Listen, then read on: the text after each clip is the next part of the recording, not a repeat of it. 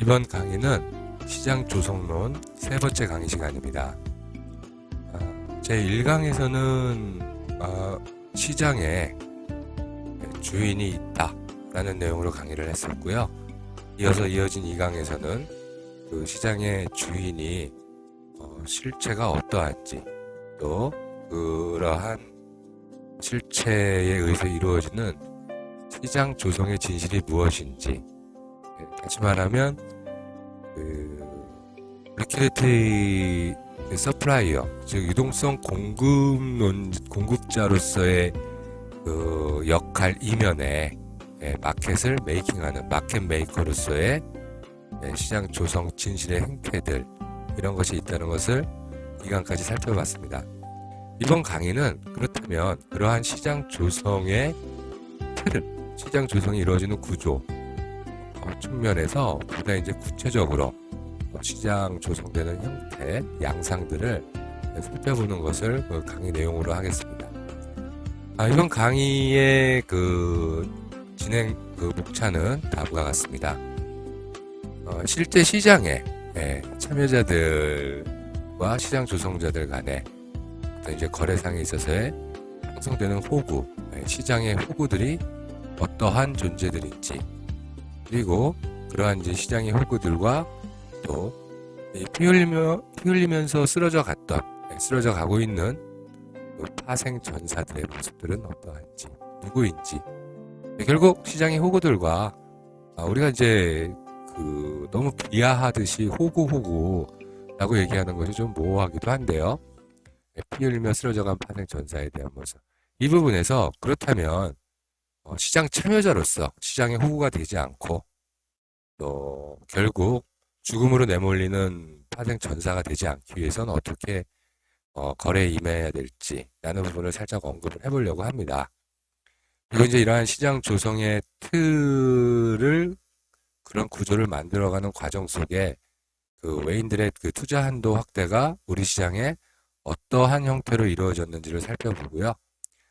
그렇게 해서 만들어진 우리 시장의 형태가 가지고 있는 시장 조성의 기본 구조는 어떠한지, 자, 이러한 내용들로 강의를 진행하고자 합니다. 결론부터 딱 말씀드리면 시장 조성의 틀에서 제가 말씀드리고 싶은 내용은 다음과 같습니다. 시장의 주인들이, 마켓 메이커가 시장 조성의 틀을 구성할 때는 자, 다음과 같은 형태로 시장을 조성한다는 부분이 강의 주제인데요. 한마디로 말씀드리면 현물로 시장을 장악하고 옵션으로 판을 짜고 선물로 시장을 운용한다. 자, 이러한 것을 주 내용으로 합니다. 여기서 시장 조성의 호구들, 어떠한 부분인지 한번 살펴볼까요? 사실 이제 여기 그려져 있는 부분들은 전차 부대, 또 특수 부대원들이 단단 무장을 하고 전투에 임합니다. 그러나 우측에 보여있는 참혹한 모습처럼 결국은 이제 죽음으로 내몰린 모습들, 피폐한 모습들로 결국 시장의 호구들의 모습은 마무리를 짓는데요. 이렇게 시장의 호구들이 시장에서 끝내 내몰려서 전사하게 되는 그러한 것들의 모습을 제가 지금 살펴보는 부분으로 말씀을 드리고요. 그렇다면 이러한 시장 속에서 호구가 되지 않기 위해서는 우리가 어떠한 전략으로 생존 전략에 임해야 되느냐, 다른 부분이 아니라 저는 이제 스나이퍼를 말씀드리고 싶은데요. 스나이퍼는 다시 말하면 살수입니다. 살수. 우리가 시장에서 거래에 임할 때는 어떤 특수부대원으로서 적진 깊숙이 침투해서 죽음을 내걸고 싸워야 될 그런 부분들도 아니고, 단단 무장을 하고 장갑차나 전차를 타고 적진과 정면으로 맞서서 싸운다 했을 때 우리는 이 시장 조성의 틀 안에서 결국 죽음으로 내몰릴 수밖에 없다는 부분을 말씀드리고자 합니다. 살수는 숨을 죽이고 자신의 목표가 올 때까지 숨어서 기다리다가 후위 부대가 다 지나가고 난 다음에 표적이 나타났을 때 한 방에 자신의 목표를 제거하고 그 다음에 도망가야 합니다. 잡히면 죽습니다. 이것이 스나이퍼의 어떤 거래 전술이고, 기본적으로는 시장을 접근하는 전략이라고 할 수 있겠습니다. 그러면 이러한 생존 전략을 선택하게끔 만드는 부분들에 있어서 시장 조성의 어떤 구조들은 어떻게 짜여 있는지 이 부분들을 이제 살펴보는 것이 주요하겠는데요. 기본적으로 뭐 제가 이 어떤 뭐 카지노에 있는 어떤 판의 그림을 그려놨는데 실제 이 판때기라고 제가 표현을 했지만 기본적으로 어떤 그 룰은 같습니다. 기본적으로 뭐 허위 정보를 누설해서 역으로 이용하는 것. 이것이 시장 조성자들이 하는 행태들입니다. 또 상대방의 내분이 일어나면 관망하라. 이 얘기는 참여자들 간에 매수와 매도가 아주 탄탄하게 맞붙어 있으면 그들은 시장에 개입하지 않고 그 참여자들 간에 싸움박질이 일어나도록 내비둡니다. 비장의 무기는 감추고 또 작은 손실로 결정적인 승리를 유도하며 또 이들은 아무리 작은 이득이라도 남겨두지 않고 노립니다. 기본적으로 파생시장에서 내 거래의 대방은 반대 포지션을 쥐고 있는 다른 참여자가 아니라 시장 조성자라는 측면을 지난 강의에서 말씀을 드렸고요. 이번 강의의 주제는 아까 처음에 바로 말씀드렸듯이 시장 조성의 틀을 구성 시 마켓 메이커는 자, 현물로 시장을 장악하고 옵션으로 판을 짠 후 선물로 시장을 운용합니다. 자, 이러한 이들은 우리 대한민국의 주식시장을 장악하기 위해서 끊임없이 시장 개방을 요구해 왔습니다.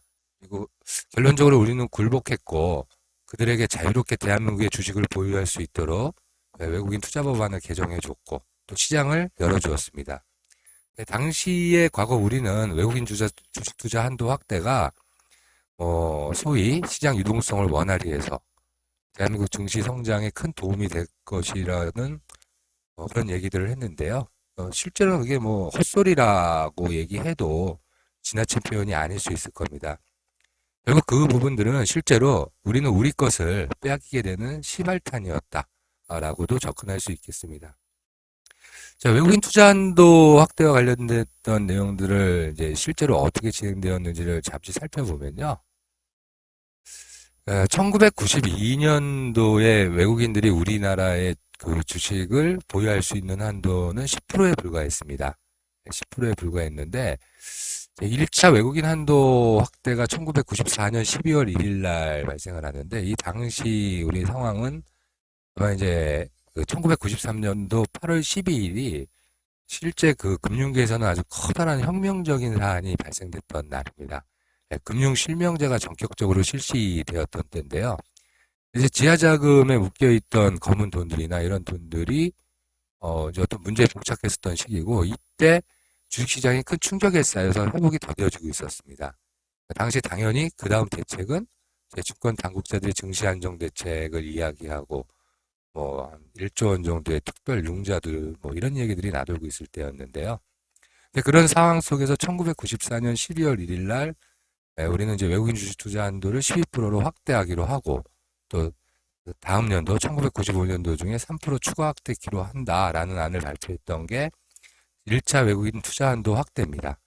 그래서 이제 지금 방금 말씀드렸던 것처럼 2차 외국인 투자 한도는 95년도 4월 1일 날 아펙 재무장관회의 기조연설에서 우리는 이미 준비하고 있었던 부분이죠. 3% 추가 확대하는 부분을 이제 이야기해서 당시 이제 제 3단계 금융시장 개방 계획을 발표를 합니다. 우리가 기본적으로 가지고 있었던 그 문호 개방에 대한 부분을 그 안에 포함시켰던 거고요. 이처럼 1차, 2차 외국인 투자 한도 확대, 94년과 95년도에 이루어졌던 부분은 우리의 자율적인 측면의 부분이 강했고요. 3차 외국인 투자 한도 확대는 1996년도 4월 1일 날 또 3%를 늘리게 되는데요. 이때 당시에 우리 그 경제 상황은 우리가 이제 OECD에 가입을 하기 위해서 굉장히 노력을 하고 있을 때였습니다. 그런 상황 속에서 OECD 가입을 위한 우리의 어떤 그 금융시장 문호 개방 그런 측면에서 외국인들한테 주식시장의 문을 조금씩 이제 계속 열어주고 있었던 부분이었습니다. 그래서 3차 외국인 한도 확대가 이제 발생돼 그 이후에 이제 4차, 5차 한도 확대가 이제 계속 이루어지는데요. 1996년 10월 달 바로 이어서 4차 한도 확대해서 20%가 되고요. 97년 5월 2일 날 저희는 이제 또 3%를 5차 한도 확대를 늘려갖고 23%까지 한도를 확대해 주는데, 이때 이제 97년 초에 그들의 공격이 시작됩니다. 당시 이제 한국으로 직격탄을 날린 것이 아니라 이제 조지 소로스의 어떤 자금들이 이제 인도네시아 루피아, 태국의 바트아, 이제 이런 쪽으로 동남아의 통화들을 공격을 하고요. 또 우리는 팔짱 끼고 있다가 결국 저희도 그 공격의 폭탄 투하 속에 저희 원화도 이제 공격 대상이 되게 되고, 이로 인해서 이제 저희가 이제 IMF라 불리우는 어떤 그런 외환 위기를 맞이하게 되면서 1997년도 11월, 그다음에 97년 12월, 97년 12월에만 두 번 발생합니다. 12월 11일, 12월 31일. 자, 이 부분은 강압에 의한 부분이라고 보는 게 맞습니다. 그리고 최종적으로 97년 12월 31일 이후 5달 뒤에 1998년 5월 25일 우리는 100% 문을 활짝 열게 됩니다. 그래서 외국인들이 마음만 먹으면 100% 어떤 종목이든 살 수 있게 시장이 열렸던 시기는 1998년 5월 25일입니다. 자, 따라서 1997년 사실 11월 3일 이후에 외국인 투자 한도 확대는 자율적 개방이 아닌 강압에 의한 개방이었다는 것이고요. 이런 측면은 글로벌 스탠다드라는 미명하에 이런 어떤 현물 시장에서의 문호 개방과 더불어 파생 상품을 국내에 도입할 것을 강력히 권고받습니다. 말만 권고였고요. 강압이죠. 그러면서 대한민국의 선물 시장과 옵션 시장이 이 땅에 싹을 틔웁니다. 이후 우리의 주식 시장과 파생 상품 시장은 외국인들에 의해서 시장이 엿가락 뽑히듯 지들 마음대로 휘둘러대고 있는 것. 그때도 그랬고 지금도 그랬고 앞으로도 그럴 수 있는 이런 것이 현재 작금의 현실입니다. 자, 이러한 부분에 대한 부분 한번 짚어보면서요. 그들이 그럼 어떤 형태로 시장을 조성하고 있는지 그 구조는, 결론은 제가 말씀드렸습니다. 이번 강의 주제는 제가 말씀드렸듯이, 자, 현물로 시장을 장악하고 그들은 결국 현물에서 수익을 뽑습니다. 자, 옵션으로 그들의 추가 수익을 짜낼 수 있는 판을 짭니다. 그리고 개인들을 유혹합니다. 옵션 쪽에서. 그리고 선물로 시장을 운용을 하면서 일종 미시적 움직임을 만들어내고 힙소, 트랩, 그리고 그들이 궁극적으로 끌고 가고자 하는 방향 쪽으로 그들은 시장을 움직여 나가고 있습니다.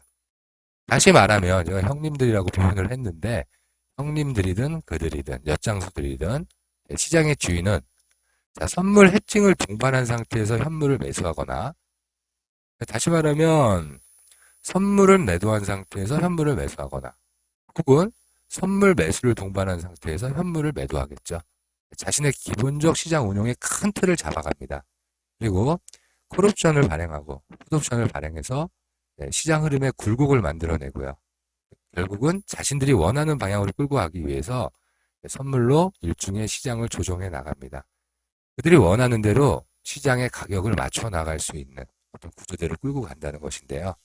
이러한 시장 조성의 틀 속에서 그들은 제가 지난 강의에 말씀드렸던 부분이지만 다시 한번 강조를 한다면, 그들의 시장 조정의 목표는 첫째, 일종 운용 방향의 반대편에 데이트레이더들의 물량이 몰리도록 만들고요. 둘째, 이렇게 몰린 데이트레이더들이 손실이 나서 물리게 만든 후에 심지어는 포지션을 오버하게 만들도록 합니다. 그리고 셋째, 이러한 시장 참여자들이 거꾸로 가게 만들도록 노력하면서 절대로 추세에 올라타지 못하도록 합니다. 네 번째, 그럼에도 불구하고 추세 방향으로 홀딩 중인 스윙 트레이더의 물량을 빼앗기 위해서 힙소와 트랩을 만들어 나가는 것. 그들이 시장 조정의 어떤 목표이자 구체적인 양상이라고 해야 되겠죠. 사실 지극히 주관적인 견해일 수 있습니다만, 시장 조정의 불편한 진실은 결국 그들이 원하는 것은 양의 털이고 돼지의 살코기입니다. 그것들을 취하기 위해서 그들은 때로는 우리 시장 참여자들에게 먹을 음식을 제공해 주기도 하지만, 종래엔 저점 매수, 고점 매도, 많이 올라왔으니까 매도, 또 많이 내려왔으니까 매수하는 개인들의 심리를 활용해서 한번 칼을 들어 매섭게 내려칩니다. 궁극적으로 시장 참여자들의 피를 빨되 참여자들이 계속 공급되도록 시장을 유지하는 것. 이것이 시장 조성의 진실이고, 이러한 시장 조성의 행태를 진행시키기 위해 그들이 짜낸 구조는 기본적으로 현물 시장의 장악과 또 옵션으로 큰 판을 짜내고, 일종의 시장 움직임은 파생상품 중인 선물로 자신들 마음대로 시장을 운영해 나가고 있는 그런 현실입니다. 따라서 우리는 자신의 자산이 많다, 규모가 크다고 해서 전차로 무장하고 특수부대원처럼 각종 무기로 자신을 무장한 상태에서 적진에 함부로 뛰어들면 결국 자신의 것을 모두 빼앗길 수밖에 없는 구조 속에 있다는 것을 깨달아야 하고요. 이러한 시장에서 생존해 나가기 위해서는 자신의 목표한 것을 타겟을 설정하고, 그 타겟을 설정한 이후에 들키지 않도록 숨어서 숨죽이고 기다리고 있다가 타겟이 지나갈 때, 호위대가 나왔을 때 일어서서 사격을 하면 잡히면 죽을 뿐입니다. 잡히지 않아야 되고요. 타겟을 제거한 뒤에 잽싸게 수익을 취하고 도망가야 합니다. 그러한 부분들을 말씀드리기 위해서 제가 이제 이번 강의를 준비했고요. 이제 시장 조성론 세 번째 강의, 시장 조성의 틀. 이번 강의의 주제는 결국 그들이 구성하는, 조직해내는 시장 조성의 틀은 궁극적으로 현물 시장의 장악, 그다음에 옵션으로 판을 짜고 일중 움직임은 선물로 시장을 움직인다. 이런 내용입니다. 지금까지 시장 조성의 틀을 주제로 해서 시장 조성론 세 번째 강의를 진행했습니다. 다음 강의는 이제 지금 제가 말씀드렸던 내용 중에서 우리가 이제 향후 시장 조성의 구체적인 움직임 부분을 하나하나 지금부터 이제 파악해 나가야 되는데요. 네 번째 강의에서는 그럼 그들이 짜는 판, 옵션판의 구조는 어떠한지 그런 측면에 대해서 하나하나 미시적으로 접근해 보도록 하겠습니다. 그래서 이번 세 번째 강의는 이상으로 마치도록 하겠습니다. 감사합니다.